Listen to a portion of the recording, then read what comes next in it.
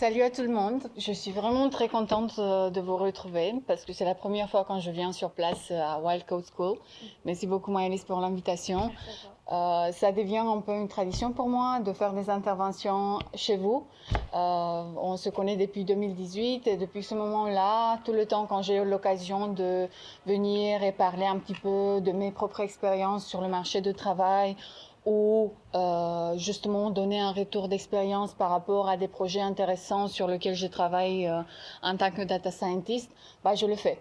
Et donc en fait, juste ce qu'on discutait avec Maëlys, j'avais fait les recordings de tous les vidéos et mes interventions et je les ai publiées avec l'accord de la bootcamp sur LinkedIn. Donc si jamais vous êtes intéressé de voir un petit peu les sujets que j'ai partagés avec vos précédents collègues, n'hésitez pas à tout moment à les vérifier à ce moment-là. Donc aujourd'hui, on va faire une introduction dans qu'est-ce que ça veut dire quand on parle de machine learning automatisé. Et je sais que vous avez commencé depuis juste quelques semaines.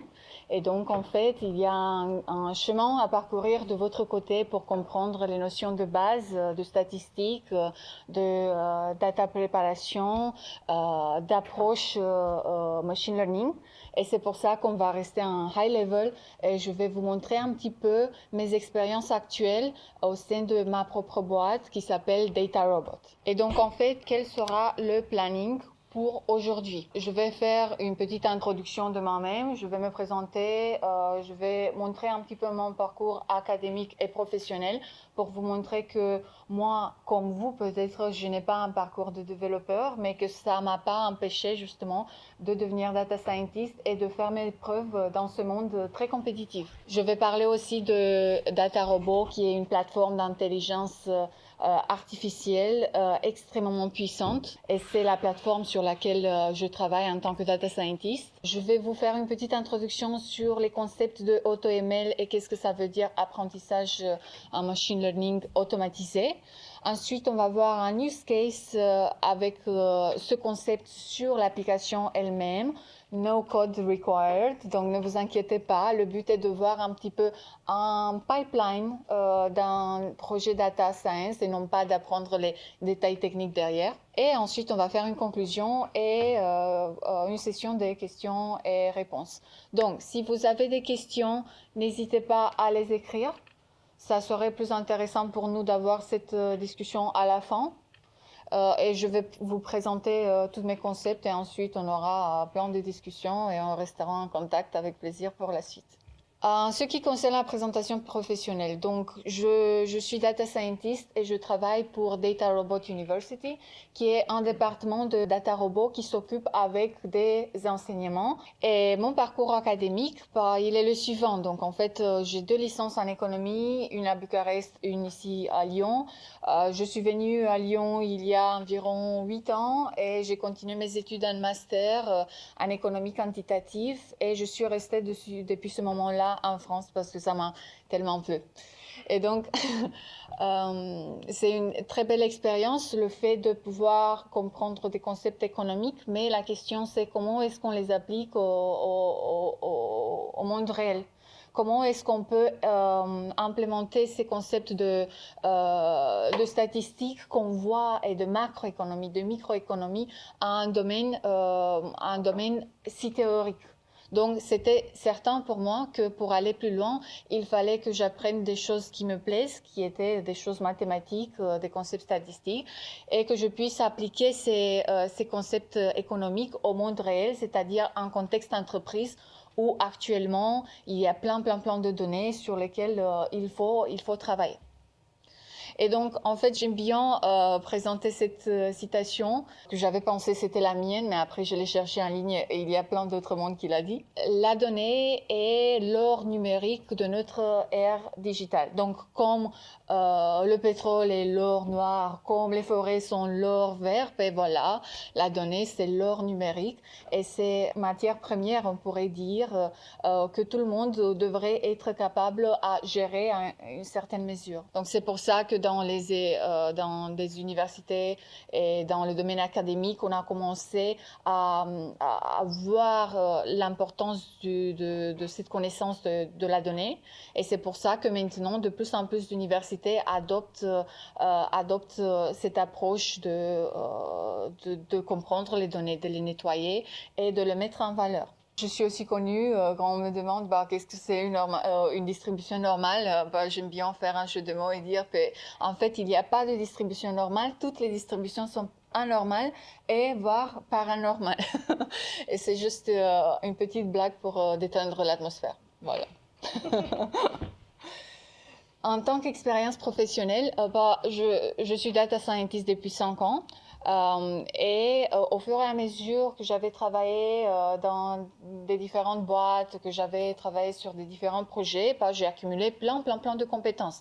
Et ça va être aussi votre cas. Donc maintenant, vous faites ce cours et vous accumulez de connaissances sur des différents outils. Et à l'avenir, vous allez vous intégrer sur le marché et vous allez devoir faire preuve de votre connaissance sur ces outils-là. Et certainement, vous ne devrez pas être des experts pour pouvoir travailler avec ces outils. Vous allez vous développer au fur et à mesure que vous allez attribuer du temps sur ces outils. Donc c'est pour dire que n'ayez pas peur si on vous demande des compétences, c'est parce que il faut savoir se débrouiller, il faut savoir se documenter et consulter la littérature pour pouvoir s'adapter. Et en tant que consultant, avant d'intégrer DataRobot, en fait, mon motto c'était un consultant, c'est quelqu'un qui sait s'adapter à un système informatique différent d'une certaine boîte. Et donc, j'ai structuré un petit peu mes compétences techniques juste pour vous montrer qu'est-ce que ça fait un data scientist qui essaie à être un peu polyvalent et avoir le plus de compétences possible. Donc, certainement, de compétences de data analyst sont très importantes et de ce point de vue, vous êtes sur le très bon chemin. Donc, félicitations pour ça. Des compétences de data visualisation sont aussi requises parce qu'on ne pourrait pas, au bout d'un moment, interpréter les données si on n'a pas ces compétences. Et c'est pour ça que j'avais, au fur et à mesure, développé mes compétences en Power BI, en Tableau. Il y a plein d'outils qui peuvent vous permettre ça, mais de ce que j'ai vu sur le marché français, surtout celui lyonnais, Power BI et Tableau sont les plus demandés. J'avais travaillé aussi sur Dataiku, qui est une plateforme d'intelligence artificielle, pour voir un petit peu quelles sont les fonctionnalités au sein de mes précédents projets. Et vous voyez un petit peu tout l'historique. J'ai dû apprendre à faire du Python, à coder avec R aussi. J'avais appris du SAS, qui est un langage procédural statistique très puissant aussi. J'ai dû commencer à apprendre des concepts de base de données, de requêtage avec SQL, BigQuery, Microsoft SQL Server. Donc plein de choses que j'ai développées en tant que compétences parce que le domaine ça m'a plu, parce que je sais que être en état de prendre de la valeur des milliers de données, c'est quelque chose que représente aussi une façon de faire ses preuves et de montrer que c'est pas justement de la culture générale, mais c'est quelque chose qui, à moyen terme, peut vraiment aider la société faire ensemble. Et donc, maintenant, je suis Data Scientist Trainer ou Instructor à DataRobot et j'ai toujours eu cette passion de donner des cours et d'enseigner et de partager mes connaissances d'une façon que j'aurais bien voulu qu'on me la présente. Et c'est pour ça qu'actuellement, c'est un très gros plaisir pour moi de faire partie d'une équipe très riche qui se charge avec le bien-être des clients et qui se charge avec l'aide de se débrouiller sur la plateforme, d'apprendre sur les fonctionnalités et bien sûr de pouvoir prendre de la valeur à partir de la donnée par l'intermédiaire de cet outil d'intelligence artificielle. Ici, je vous montre juste un petit peu la page web de DataRobot University, qui est une plateforme académique et qui propose toutes sortes de cours. Il y a des cours qu'on appelle self-paced courses. Ça veut dire, une fois que vous avez accès à la plateforme, vous pouvez suivre beaucoup de cours qui sont un type de learning path. Ça veut dire que ça vous guide d'un cours à l'autre selon votre niveau de connaissance de la plateforme, selon votre rôle au sein de l'entreprise et selon votre intérêt de monter en compétence sur la plateforme. Il y a aussi de instructor-led courses. Ça veut dire il y a des classes qui sont organisées de façon régulière dans tout le monde, en anglais, sur plein de concepts, parmi lesquels AutoML aussi. Et donc, moi, je donne des cours en anglais sur ce sujet-là. Et ensuite, pourquoi pas à l'avenir faire ça dans la langue française. Et il y a aussi une partie de certification, c'est-à-dire que vous allez avoir la possibilité, après avoir complété le cours ou suivi le cours avec l'instructeur, de assess your skills, c'est-à-dire de évaluer vos compétences et ensuite de recevoir des certifications, de les publier sur LinkedIn et de montrer le fait que vous êtes à l'aise aussi à vous débrouiller dans une plateforme d'intelligence artificielle qui ne nécessite pas de code, mais qui a des étapes très bien prédéfinies pour que vous puissiez devenir autonome sur un projet de machine learning ou de data science depuis le début, avec l'acquisition des données, jusqu'à la fin, avec l'interprétation des modèles et la mise en production ou le déploiement. Est-ce que jusqu'au présent, tout ça va? C'est compréhensible? C'est bon pour tout le monde? Parfait. Donc, n'hésitez pas à rentrer sur ce site-là parce qu'il y a plein de choses intéressantes. Et à la fin, je vais vous aussi montrer le fait qu'il y a une version trial, donc une version gratuite que vous pouvez essayer pour exploiter la plateforme et donc pour apprendre encore plus sur ça. D'autres expériences annexes que j'ai, c'est le fait que je suis présidente de l'association Lyon Data Science. Donc, c'est la première association de data science à Lyon. Et donc, on organise toutes sortes d'événements de façon mensuelle. Et je vous encourage, si vous avez l'occasion, de vous connecter sur le Meetup ou sur la page Facebook pour apprendre plus sur ça. Et actuellement, nous sommes aussi à la recherche des nouveaux esprits qui veulent s'impliquer, qui veulent faire du networking et qui désirent à faire partie de notre équipe dans l'organisation de ces conférences. En tant que professeur intervenant de data science, je donne aussi des cours sur des différents modèles de machine learning, sur la partie data nettoyage, data visualisation, à une bootcamp qui s'appelle JEDA. Et en même temps, je suis aussi professeur vacataire sur tous les sujets liés à la modélisation des données et visualisation à l'université où il y a quelques années, j'étais étudiante. Et donc, si jamais vous voulez refaire la deuxième année de master en économie quantitative, vous allez me retrouver là-bas. Voilà. Et maintenant, je m'arrête avec les présentations personnelles. Ça, c'est juste pour vous montrer en fait que si vous êtes passionné du domaine et que vous faites des activités, forcément, la chance va vous retrouver. Forcément, vous allez trouver votre place. Il faut tester plusieurs fois pour arriver au bon endroit. Et donc, maintenant, un peu plus en ce qui concerne DataRobot en tant que plateforme d'intelligence artificielle. Mais on ne peut pas parler de plateforme d'intelligence artificielle si on ne fait pas de référence à ces graphiques.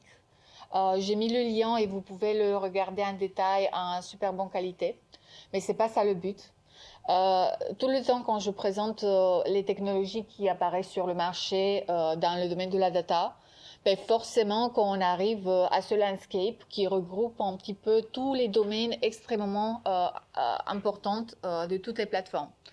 Et donc, vous pouvez observer, même si ce n'est pas trop lisible, et je m'excuse pour ça, il y a beaucoup de domaines parmi lesquels analytics, big data, artificial intelligence, applications d'entreprises qui travaillent avec la donnée, toutes sortes d'applications d'infrastructures qui relient les données et qui s'occupent de la migration, etc.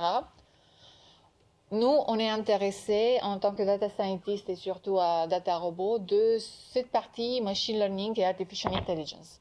Il y a plein de domaines ici, mais pour faire un peu plus de zoom, quand on parle des plateformes de machine learning, on a des data science notebooks, peut-être vous connaissez Jupyter, Colab, Google Colab.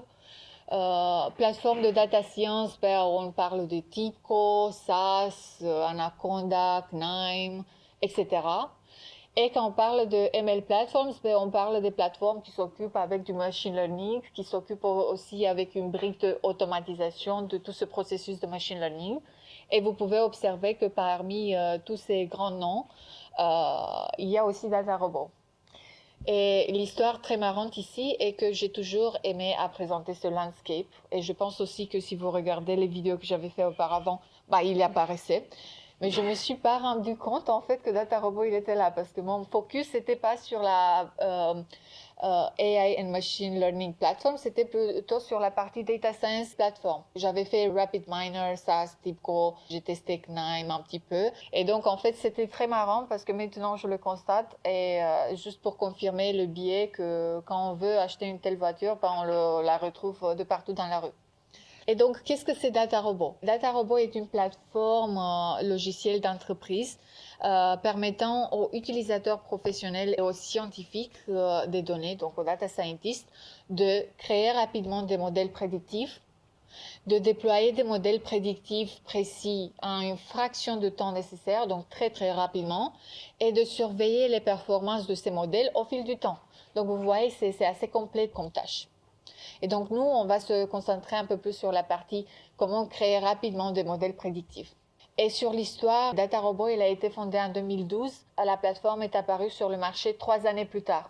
Parce qu'en fait, il y a eu un très gros investissement en termes de temps et de financement. On arrive à peu près 1,6 million d'heures qui ont été investies dans la partie research and development, plein de data scientists et des data engineers et des ingénieurs qui se sont investis dans les fonctionnalités. Et juste pour un exemple, ben, actuellement, tout ce travail de rentabilité rapide au sein de l'entreprise, déploiement flexible, avoir de la valeur et assurer le succès, est fait à grande échelle. Et jusqu'au moment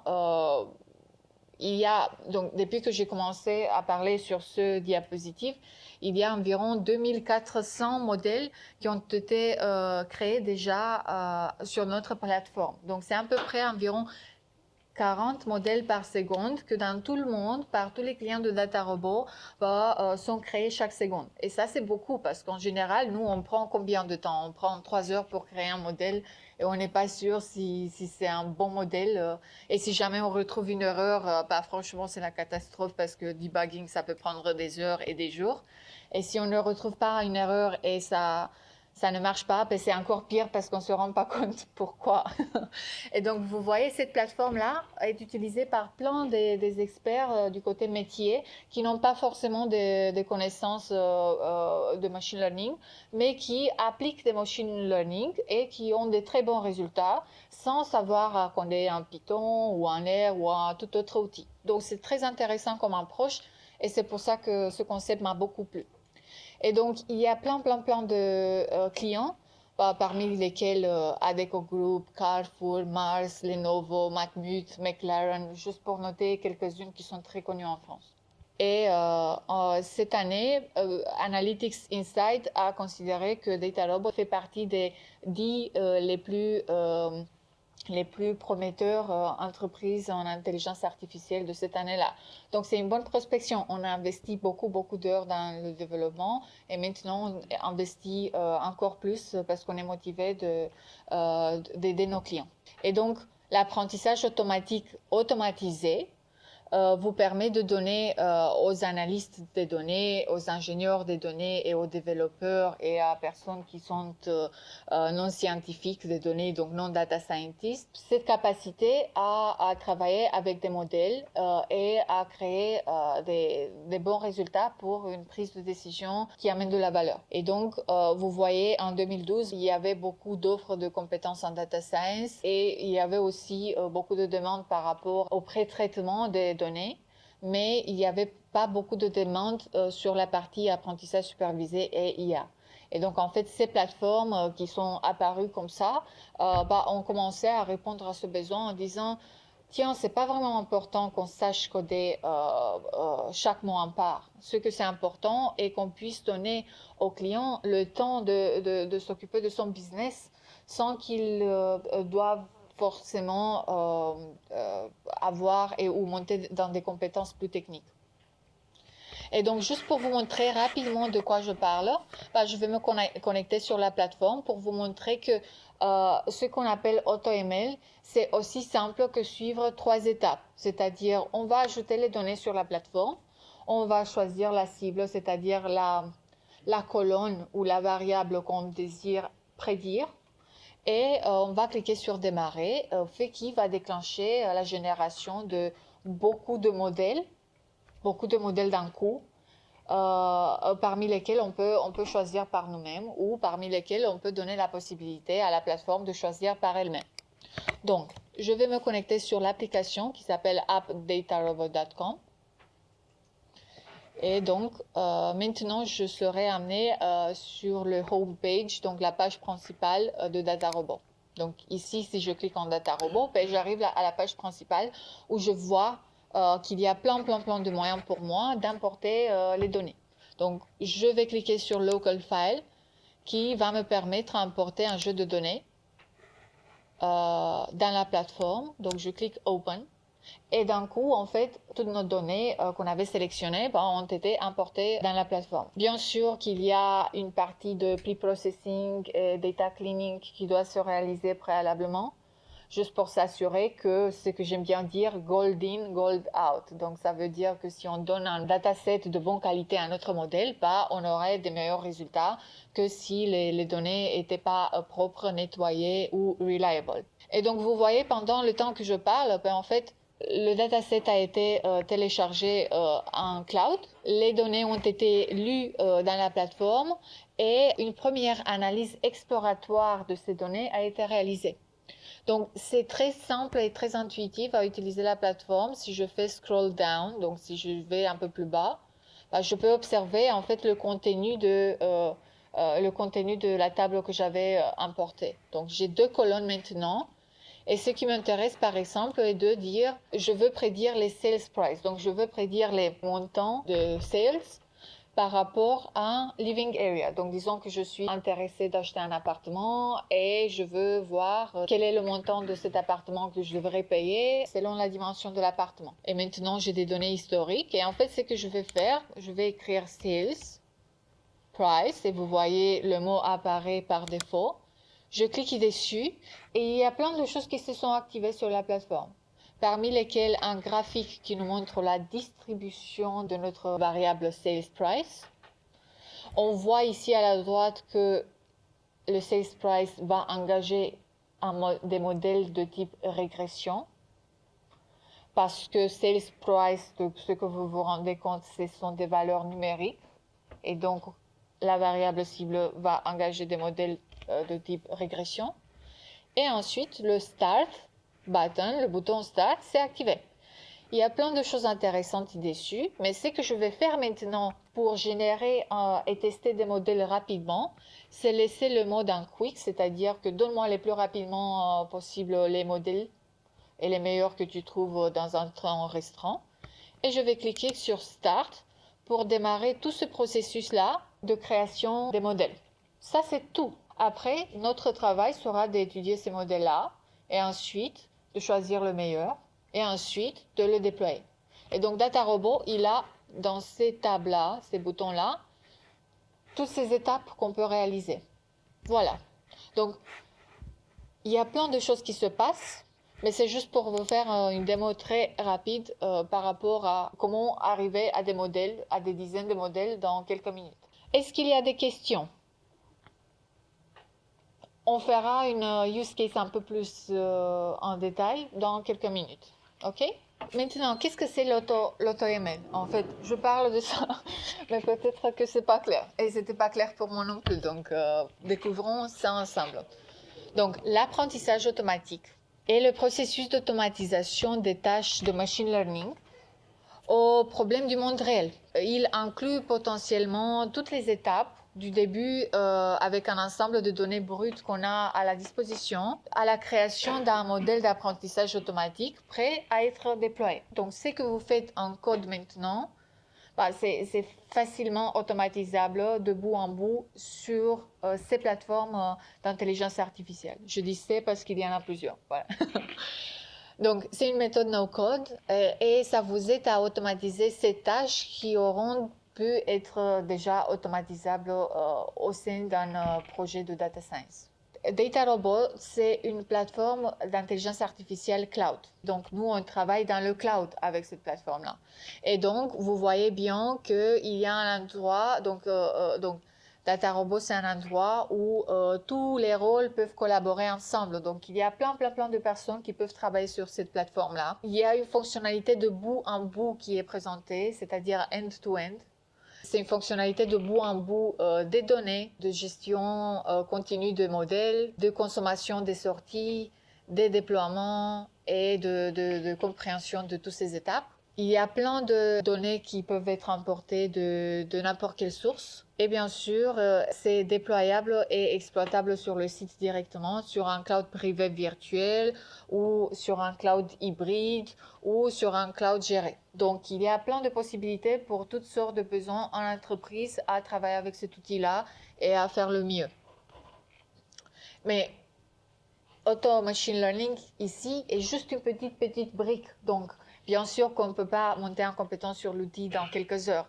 Il faut du temps pour comprendre les fonctionnalités de base. Et il y a tellement de fonctionnalités. Il y a aussi une partie de préparation de données. Il y a aussi une partie de time series. Il y a aussi une partie de profilage des données qui n'ont pas de cible, comme l'apprentissage non supervisé. Il y a plein de potentiel, mais AutoML, c'est le cours avec lequel il faut commencer pour monter en compétence. Et c'est pour ça que je vous le présente. J'aime bien, quand je parle des projets data, présenter rapidement le cycle de vie d'un projet data. Et donc, ça, c'est un cycle de vie de projet qui est appliqué dans les plus grandes boîtes technologiques du monde. Et bien sûr qu'il y a des étapes qui peuvent être ajoutées ou enlevées selon les besoins. Mais vous voyez en fait qu'il y a toujours ce besoin de comprendre le métier, qui se traduit par le business understanding. Il y a un besoin d'acquisition et de compréhension des données, data acquisition and understanding.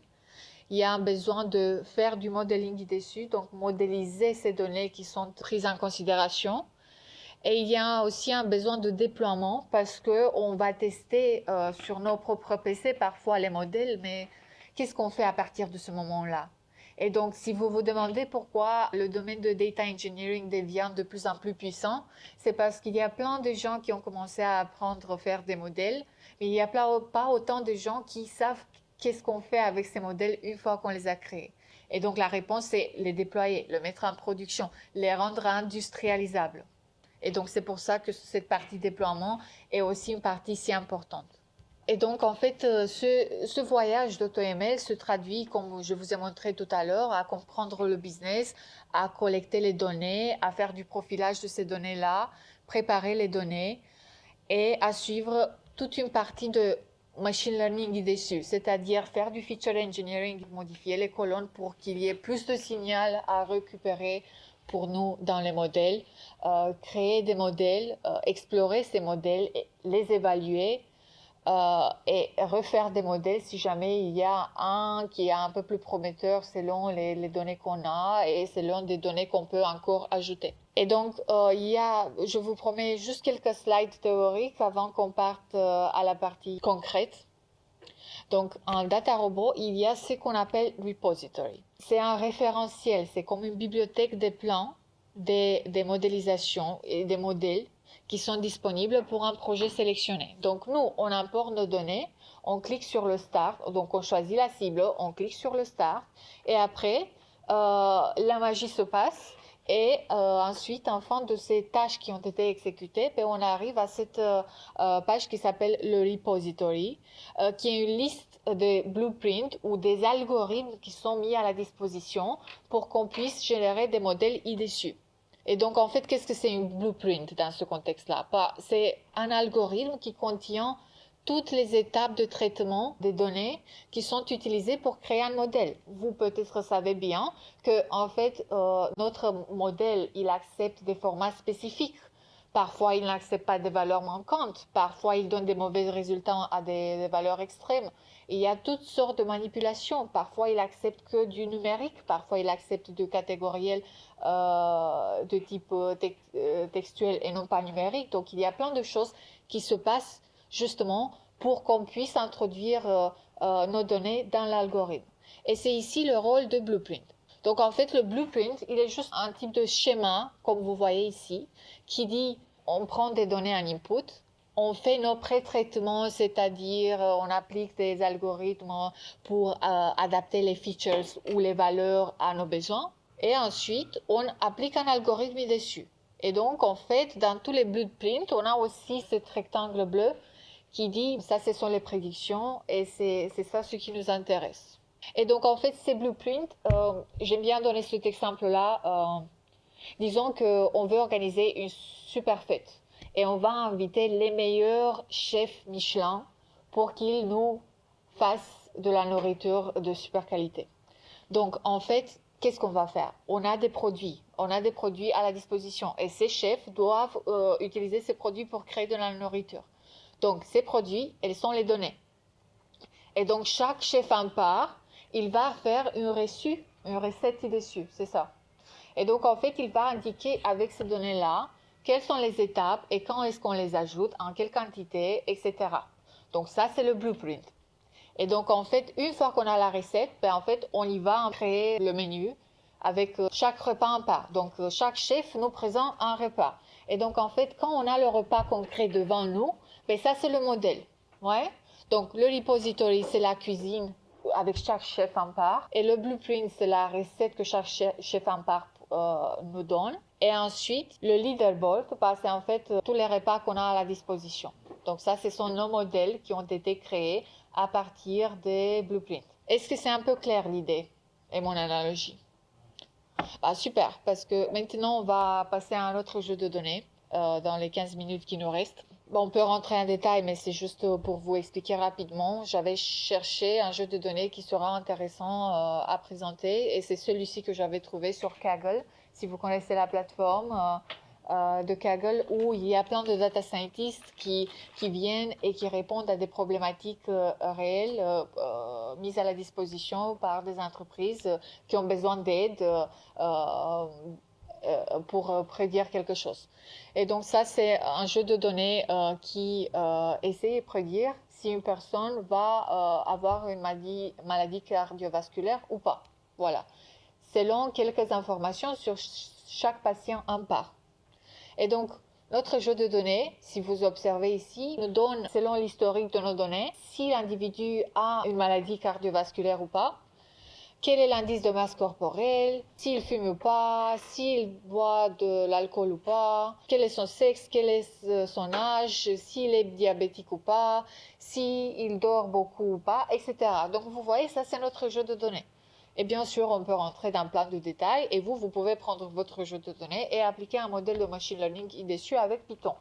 Mais pourquoi pas le faire de façon automatisée et au lieu d'avoir un modèle de machine learning, on va générer des dizaines de machine learning d'un coup. La chose qu'il nous faut maintenant est de choisir la cible. Et donc la cible, c'est pour un nouveau patient qui arrive, qui a tous les critères à la droite de la cible. Est-ce qu'on peut le profiler? Est-ce qu'on peut prédire selon l'historique si cet individu a une maladie de cœur ou pas? Donc ça, c'est notre but actuel. Donc ça, c'est la compréhension business. Et donc, je vous demande, est-ce que ça, c'est une problématique de type classification ou de type régression? Oui, très bien. Bravo, tu as de très bons élèves, Jérémy. Mais bravo, merci. On l'a pas encore vu, mais oui. Oui, donc, classification. oui, exactement. C'est une problématique de type classification. Pourquoi? Parce qu'en fait, la target, elle est de type Clustering. binaire. Exactement. Je vais. Ouais, elle est de type binaire. Très bien. Et donc, nous, on va prédire cette colonne qui s'appelle Heart Disease, qui a cette répartition. C'est-à-dire que la majorité des individus n'ont pas de maladie de cœur, mais il y a quand même des patients qui, dans notre jeu de données historique, ont eu ce problème de cœur. Et donc, c'est ça, c'est qu'on veut prédire. Et donc, si on arrive encore une fois sur le cycle de vie d'un projet data, en fait, nous, on ne va pas parler de déploiement maintenant. On a convenu que ça sera pour un autre moment. Mais on va parler de tous les autres, c'est-à-dire business understanding, comprendre en fait quel est le besoin métier dessus. Donc ça, c'est notre jeu de données. Ensuite, on a le data acquisition and understanding, c'est-à-dire prendre ce jeu de données et le comprendre, l'importer sur la plateforme et cliquer sur le bouton Start. et ensuite explorer toutes les variables préférablement une fois qu'on l'a importé. Nous, on devrait avoir la connaissance métier ou s'aligner avec quelqu'un qui a la connaissance métier. Mais quand on importe ce jeu de données, DataRobot a plein de fonctionnalités qui nous montrent la répartition de ces données-là, toutes sortes de propriétés statistiques sur chaque colonne en part. Ensuite, on va faire quoi? On va faire du modeling, c'est-à-dire on va créer des blueprints qui vont se retrouver dans cet endroit qui s'appelle repository.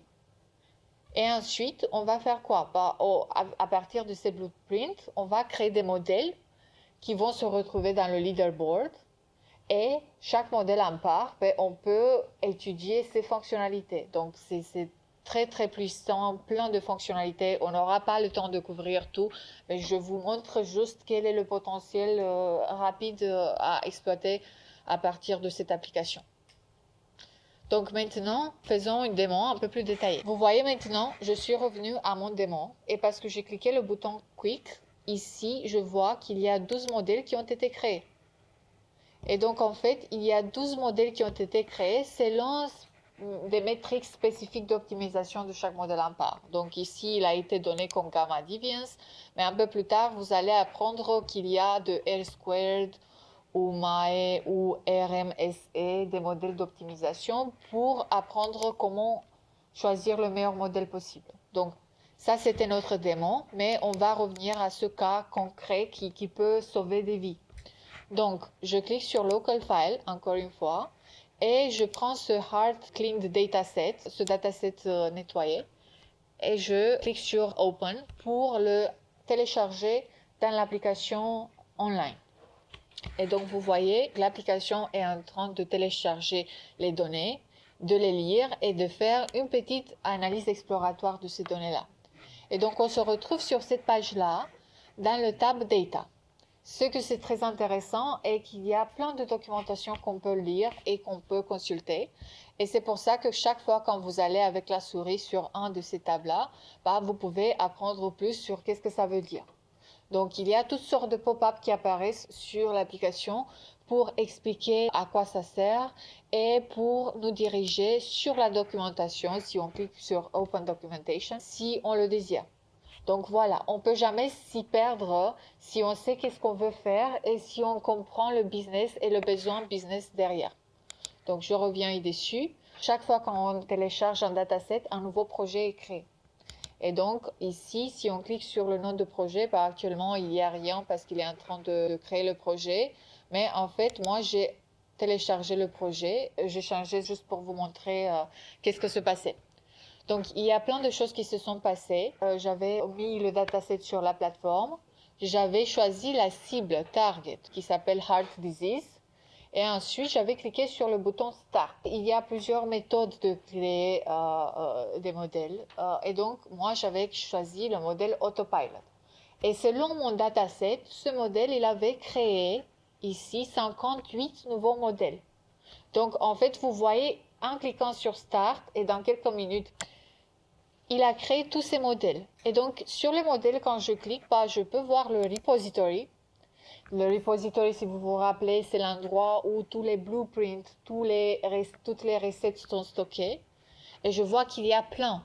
Et puisque c'est une problématique de classification, en fait, j'ai ici toutes sortes de modèles de machine learning de classification. Et donc, par exemple, Decision Tree Classifier. Je clique ici dessus. Il y a plein de détails par rapport aux critères de sélection et quels sont les paramètres qui ont été choisis. Je peux voir à l'intérieur le blueprint. Je peux cliquer sur la documentation. Je peux aussi éditer ces blueprints. Et bien évidemment, je peux aussi changer les hyperparamètres dessus. Et donc, il y a plein de choses qu'on peut faire. Dans ce cas-là, juste pour un exemple, selon le jeu de données qu'on lui a fait ingérer, il a partagé les variables dans deux types, catégoriels et numériques. Ensuite, il a préparé ces modèles pour qu'ils soient éligibles en input sur un modèle de machine learning de type Decision Tree Classifier. Et ensuite, il a réalisé le modèle avec ses prédictions. Donc ça, c'est le blueprint. Et donc moi, quand j'ai cliqué sur le bouton Start, en fait, ça m'a fait quoi? Ça m'a pris ce modèle qui s'appelle Decision Tree Classifier ici et ça l'a amené sur le leaderboard où il l'a transformé, si je cherche, dans un modèle. Et donc, si je clique sur ce modèle-là maintenant, le blueprint, il est le même, sauf que maintenant, si je mets la souris dessus, en plus des informations de comment interpréter l'algorithme, il me donne aussi tous les paramètres qui ont été utilisés.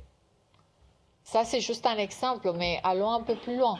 Je ferme ce modèle-là, je clique sur X dans la barre de recherche pour revenir aux 58 modèles qui ont été trouvés et j'explore un petit peu de façon holistique qu'est-ce que se passe. Donc, je vois qu'il y a une métrique qui s'appelle log loss. C'est une métrique d'optimisation qui essaie de diminuer au maximum les erreurs. Donc, plus petite notre valeur est, plus que le modèle il est meilleur parce qu'il donne moins d'erreurs.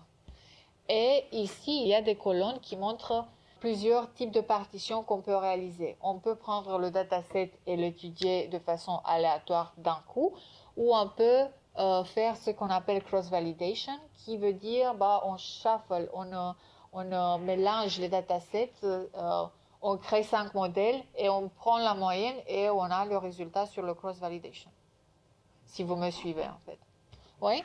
Et donc, en fait, il me dit, je choisis le meilleur modèle selon le cross-validation. Mais je vais le faire selon la validation. Et vous voyez que le meilleur modèle qui apparaît en top, il est le modèle qu'on appelle Champion. Donc, c'est le modèle qui a été considéré par DataRobot comme étant le meilleur modèle sur tous les 58 modèles selon notre dataset, notre jeu de données actuel. OK? Et donc, bien sûr, la métrique, elle peut être changée. On a log loss, mais vous allez peut-être savoir d'autres méthodes d'optimisation, comme par exemple AUC, Area Under the Curve.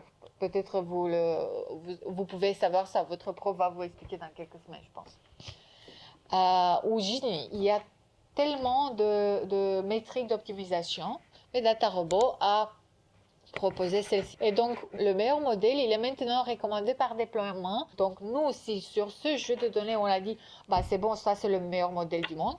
Moi, je vais cliquer sur déploiement ici et je vais aller plus loin pour le déployer à un niveau industriel sur un site, sur une page web, sur une application IA, etc. Si je clique à l'intérieur, je vais voir par défaut le blueprint. Ça peut être un peu préparé ou ça peut être de façon différente. Donc, pas tous les blueprints sont pareils. Selon la complexité de la recette, on aura des repas différents. Et donc ici, il y a plein de boutons. Je vous montre un petit peu à quoi ça ressemble parce que c'est très intéressant. Mais on ne va pas rentrer en détail puisque vous n'avez pas les notions encore. Donc, si je clique sur Evaluate, j'arrive à voir ce qu'on appelle un lift chart qui montre la comparaison entre les valeurs actuelles et les valeurs prédites. Parce que nous, on teste notre modèle pour voir s'il est bon ou pas. Et donc, le but ici est de voir ces lignes qui sont le mieux superposées possible. Donc, ça, c'est une possibilité.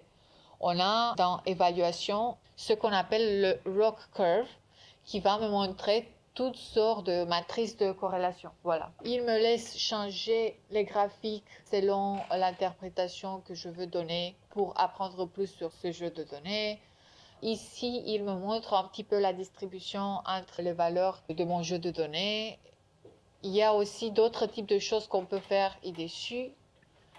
Il y a une table qui s'appelle Understand, c'est-à-dire quel est l'impact de chaque feature, chaque colonne par rapport à la cible et quelle est sa pertinence à pouvoir contribuer au modèle. Il y a plein de choses qu'on peut exploiter avec la plateforme. Moi, j'ai juste montré le plus rapide chose que j'ai pu dans le temps que j'ai eu. Et c'était plutôt de vous faire découvrir qu'est-ce que c'est l'AutoML avec une plateforme d'intelligence artificielle. Si vous voulez essayer la version trial, n'hésitez pas à vous connecter sur datarobot.com trial version, free trial, et vous allez trouver cette page où vous pouvez faire un sign-up pour avoir accès à des crédits à explorer la plateforme et travailler avec la plateforme. Moi, c'est comme ça que j'ai commencé à apprendre sur le potentiel de la plateforme. Il y a aussi une super grosse communauté de DataRobot que je vous invite à consulter une fois que DataRobot peut vous intéresser. Et la conclusion, encore une fois, sur la partie AutoML et le fait que AutoML vous permet de travailler avec des données sans utiliser du code.